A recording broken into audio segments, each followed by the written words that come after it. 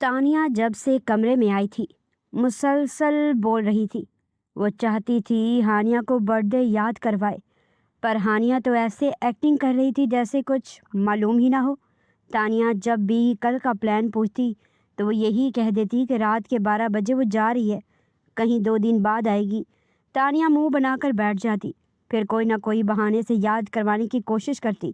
اچھا نا تانی میری جان، سو جاؤ نا تم، تاکہ میں بھی سو جاؤں۔ مجھے پتہ ہے میں سو گئی نا تم اٹھ کر باہر جاؤ گی، اور باہر وہ ناگن بیٹھی ہیں۔ ہانیہ نے منہ بنا کر کہا تو تانیہ ہنسنے لگی۔ میں مما کو بتاؤں گی آپ نے پھر دادی کو ناگن کہا۔ تانیہ دونوں ہاتھوں کو گالوں پر رکھ کر حیران ہونے کی ایکٹنگ کر کے کہنے لگی، تم نا آج کل بہت ہوشیار ہونے لگی ہو، بتاؤ ذرا کہیں شانی کے ساتھ تو نہیں رہتی؟ ہاں؟ ہانیہ نے تانیہ کو گھورتے ہوئے کہا، نہیں اس ڈائنو، او سوری، اس بھائی کے ساتھ تو میں نہیں رہتی، آپ کو پتہ ہے مجھے نا اس سے ڈر لگتا ہے۔ تانیہ نے یہ بات ہانیہ کے کان کے پاس آ کر ایسے کہی تھی جیسے مانو کتنا بڑا راز اسے بتا رہی ہو۔ اور کیوں ڈر لگتا ہے میری جان؟ ہانیہ نے تانیہ کا منہ ہاتھوں میں لے کر کہا، پتہ نہیں پر اس کی کالی آنکھیں دیکھ کر ایسا لگتا ہے کہ میں مر جاؤں گی۔ ہانی تانیہ نے رونی صورت بنا کر کہا، او تانی ایسی بات نہیں ہے، وہ بہت اچھا ہے، تم بات کر کے تو دیکھو، اور آنکھوں کو لازمی تم نے دیکھنا ہے۔ ہانیہ نے تانیہ کے بال خراب کرتے ہوئے کہا، مجھے بھوک لگی ہے ہانی، اور مما بھی نہیں آئی ہیں ابھی تک، مجھے نیند آئی ہے۔ تانیہ نے منہ بنا کر کہا، اچھا تم رکو میں کھانا لے کر آتی ہوں۔ ہانیہ نے کہہ کر کمرے کے دروازے کی جانب قدم بڑھائے۔ ابھی ہانیہ نے کمرے کا دروازہ کھولا تو سامنے کشان ہاتھ میں کھانا لے کر کھڑا تھا۔ تانیہ کی دوائی کا ٹائم نکل رہا ہے ہانیہ، کیا کرتی ہو؟ کھانا دو اس کو اور میڈیسن بھی دو، کشان نے باہر کھڑے گھور کر کہا۔ ہانیہ نے مسکرا کر کھانا پکڑا اور کشان کو بھی اندر آنے کا کہا۔ تانیہ نے کشان کی آواز سنی تو کمبل اوڑھ کر سونے کی ایکٹنگ کرنے لگی۔ تانیہ کی ایکٹنگ دیکھ کر تو ہانیہ کا منہ ہی کھلا کا کھلا رہ گیا تھا۔ کشان نے مسکرا کر ہانیہ کو دیکھا اور پھر تانیہ کو۔ اچھا تمہیں پتہ ہے ہانیہ کہ کل کس کا برتھ ڈے ہے؟ کشان نے تانیہ کے پاس بیٹھتے ہوئے کہا، میرا ہے میرا۔ تانیہ کہتی ہوئی فوراً بیٹھ گئی۔ اوہ کتنا لیٹ بتایا تم نے، کشان نے تانیہ کا ناک دبا کر کہا، میں تو ان کو صبح سے یاد کروا رہی ہوں پر مجال ہے ان کو یاد آیا ہو۔ تانیہ نے دونوں ہاتھ باندھ کر کہا۔ کشان اور ہانیہ تو اسے پیار سے دیکھ رہے تھے۔ کشان کو تو دل کر رہا تھا کہ اسے چھپا کے لے جائے، سب سے دیتی تکلیف سب اسے دیتے ہیں، اس تکلیف سے نجات دے، دور لے جائے اسے، پر وہ یہ کر نہیں سکتا تھا۔ کہیں لے جاتا تو کس حق سے؟ میرا اس پر کوئی حق نہیں۔ کشان نے منہ پھیرا۔ حق الفاظ پر کشان کے دماغ میں ایک آئیڈیا آیا اور وہ مسکرا کر بنا کچھ بولے وہاں سے باہر نکل گیا۔ آپی مما کہاں ہیں؟ تانیہ نے منہ بنا کر پوچھا۔ مما تو کہیں گئی ہیں، آتی ہوں گی، تو مجھے یاد دلا دیتی نا، میں اپنی پرنسس کے لیے کچھ لے آتی، پر آپ نے یاد ہی نہیں کروایا، ہانیہ نے تانیہ کے پاس بیٹھتے ہوئے کہا۔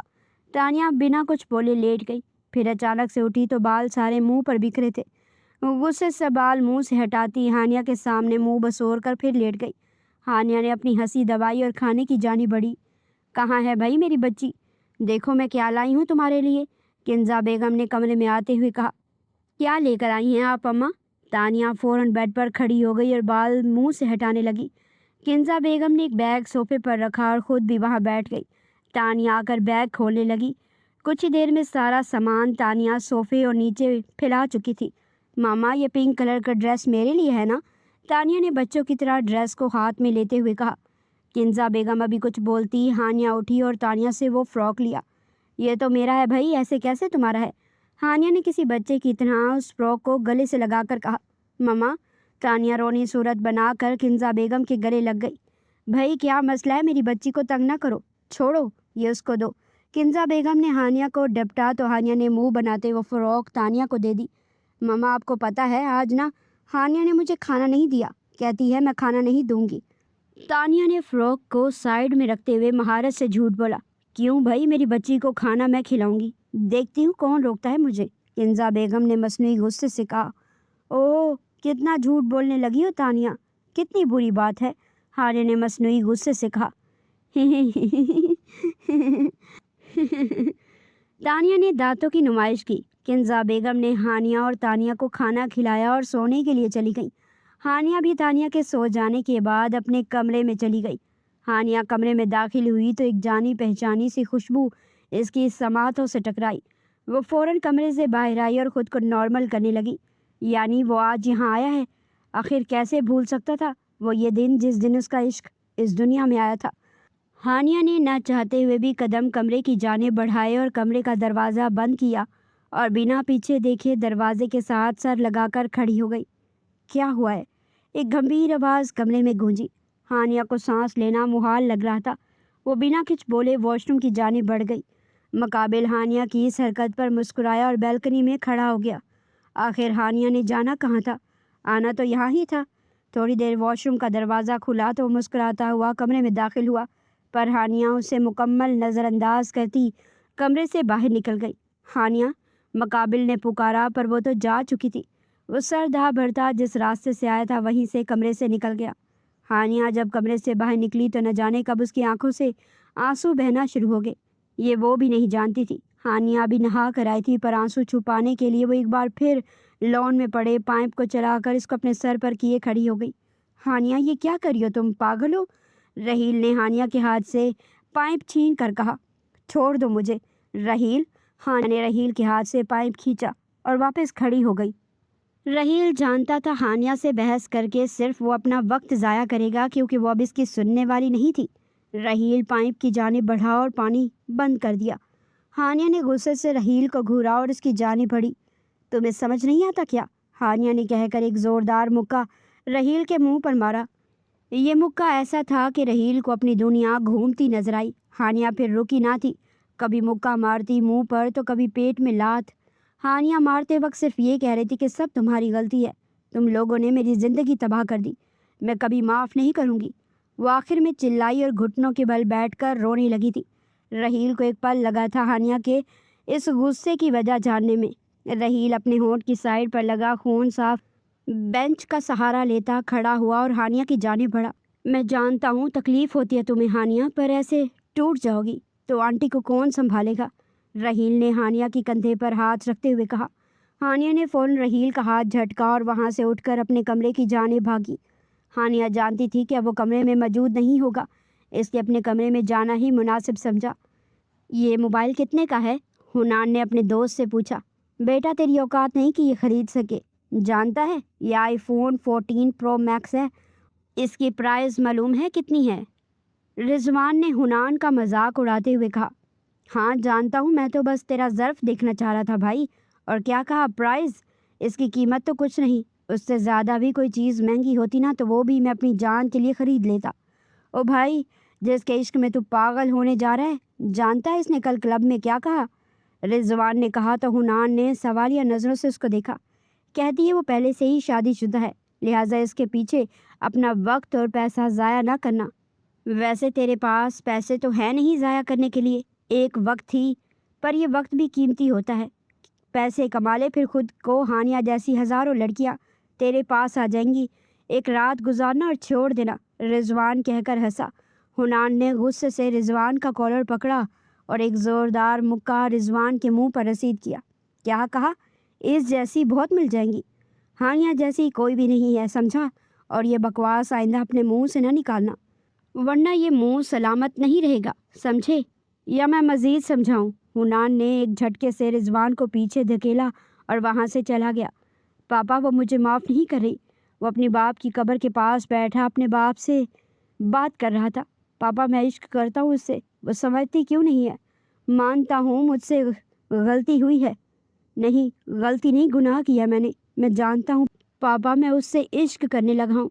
क्या करूँ मैं पापा? मुझे हानिया की बद्दुआ लग गई है पापा, मैं क्या करूँ? वो अब चीख रहा था। माजी का एक पल उसकी आंखों के सामने लहराया और उसकी आंखों से आंसू जारी हो गए। तुम पल पल तड़पोगे इंशाल्लाह। आज मैं गई थी अपने बाबा के पास रोने, लेकिन याद रखो तुम एक वक्त होगा, तुम्हारे ही किसी अपने की कब्र पर तुम बैठकर चीखोगे कि तुम्हें मैं माफ़ कर दूँ, लेकिन याद रखो तुम्हें ना माफ़ी मिलेगी ना मेरा इश्क, क्योंकि तुम मेरे इश्क के लायक हो ही नहीं। मुकाबिल हंसा। ओहो डियर हानिया, ये बातें फिल्मों में ही अच्छी लगती हैं, और तुम्हें क्या लगता है मैं तुम्हारे पास आऊँगा, तुम्हारे लिए तड़पूंगा? ना ना ना ना मेरी जान, मैंने तो बस टाइम पास करना था ना, कर लिया। अब तुम निकलो यहाँ से, इस वक्त तमाशा ना करो। ऐसे तुम मिडिल क्लास लड़कियों की ना यही एक आदत होती है, वो कोई भी अमीर लड़का देख कर ना फंसाने के तरीके ढूंढने लगती हो। اور تم جیسی لڑکیاں میرے لیے صرف رات رنگین کرنے کا سامان ہے، بس اور کچھ نہیں، سمجھی؟ وہ چیخا۔ گارڈ گارڈ نکال پھینکو اس کو اس گھر سے باہر، اور یہ لڑکی واپس میرے گھر کے باہر نظر نہ آئے، وہ کہتا اپنے کمرے میں چلا گیا۔ وہ کیا جانتا تھا کہ اللہ کی لاٹھی بے آواز ہوتی ہے، جب پڑتی ہے تو دنیا ہل جاتی ہے، اور وقت کا پہیہ گھومنے میں زیادہ وقت نہیں لگتا۔ آج اس کی بد دعا لگ گئی تھی، اور وہ وہیں تھا جہاں اس دن ہانیہ تھی، اپنے باپ کی قبر کے پاس موجود ہانیہ کے باپ کی قبر دیکھ کر وہ اب رونے لگا۔ سالگرہ مبارک ہو میری ہنی کو۔ رات کے 12 بجے وہ تانیہ کے کمرے میں موجود تھا، اور تانیہ کے کان کے پاس اس نے سرگوشی کی۔ تانیہ گہری نیند میں تھی، پر اس آواز کو وہ نیند میں بھی نہ بھول سکتی۔ تانیہ جلدی سے اٹھ بیٹھی اور آس پاس دیکھا، لیکن پاس کوئی بھی نہ تھا۔ ماتھے پر آتی پسینے کی ننھی بوندیں اس چیز کا پتہ دے رہی تھی کہ وہ ڈر رہی ہے۔ وہ منہ پر آتا پسینہ صاف کرتی ادھر ادھر دیکھنے لگی، پر کوئی نہ تھا۔ خود کو ریلیکس کرتی تانیہ نے گھڑی کی طرف دیکھا جو 12 بجا رہی تھی، پھر مسکرا کے موبائل اٹھانے لگی، پر یہ کیا؟ سائڈ ٹیبل پر موجود گفٹس دیکھ کر تانیہ کو جھٹکا لگا تھا۔ تانیہ اپنی جگہ سے اٹھی اور بیڈ کے دوسری طرف کھڑی ہو گئی۔ یہ کیا ہے؟ تانیہ اپنے ہاتھ کی انگلیاں مروڑتی ادھر ادھر کا جائزہ لینے لگی۔ تانیہ ڈرتے ہوئے آگے بڑھی اور گفٹس کا جائزہ لیا۔ سائڈ میں پڑا ایک کاغذ اٹھایا اور پڑھنے لگی۔ ڈیئر ہنی، تم مجھ سے ملنا چاہتی تھی نا؟ میں تمہاری آج یہ خواہش پوری کرنا چاہتا ہوں، اور میں بھی تم سے ملنا چاہتا ہوں، ڈھیر ساری بات کرنا چاہتا ہوں۔ ان گفٹس میں ایک سوٹ ہے، پہن لو۔ تھوڑی دیر میں ہانیہ آ رہی ہے، اس کے ساتھ آ جانا۔ میں بھی تم سے وہیں ملوں گا، اور تمہارے لیے ایک اور سرپرائز بھی ہے، تمہارا ہانی۔ تانیہ نے پڑھا تو خوشی سے ناچنے لگی۔ واؤ ہانی، میرا ہانی مجھ سے ملے گا؟ وہ منہ پر آئے بال پیچھے کر کے ناچنے لگی، اور جلدی جلدی گفٹس کھولے موجود سوٹ اور جولری پہن کر وہ جیسے تیسے تیار ہو گئی، پر میک اپ اس کو کرنا نہ آیا۔ کانپتے ہاتھوں کے ساتھ لپ گلوز لگائی جو پھیل گئی، آنکھوں پر لگایا مسکارا وہ بھی پھیل چکا تھا۔ اپنا میک اپ دیکھ کر منہ بسور کر بیٹھ گئی۔ تانیہ اٹھ جاؤ، ہانیہ نے کمرے میں آتے ہوئے کہا، پر سامنے کا منظر دیکھ کر ہانیہ کا قہقہا کمرے میں گونجا۔ ہنسو مت، تانیہ غصے سے کہا اور رونے لگی۔ ارے میرا بچہ، روتے نہیں ہیں، میں ہوں نا، میں کرتی ہوں تیار اپنے بچے کو۔ ہانیہ نے تانیہ کے آنسو صاف کرتے ہوئے کہا۔ ہانیہ نے کہہ تو دیا تھا تیار کرنے کا، پر یہ صرف ہانیہ جانتی تھی کہ وہ روز کیسے تیار ہوتی تھی۔ ہانیہ نے سر پیٹا اور تانیہ کو منہ دھو کر آنے کا کہا۔ تانیہ، تمہیں میک اپ کی کیا ضرورت ہے؟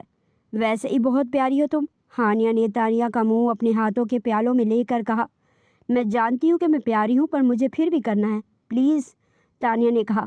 اچھا میں کرتی ہوں، تم بس ہلنا نہیں، تانیہ نے کہہ کر اپنا ہاتھ چلانا شروع کیے۔ تھوڑی دیر کی انتھک محنت کے بعد آخر کار وہ مسکارا اور لپ گلوز لگانے میں کامیاب ہو گئی تھی۔ اب زیادہ پیاری لگ رہی ہوں نا میں؟ تانیہ نے آنکھیں مٹکا کر کہا۔ ہانیہ نے تانیہ کے ماتھے پر بوسہ دیا اور ہاتھ پکڑ کر باہر کی جانب بڑھی۔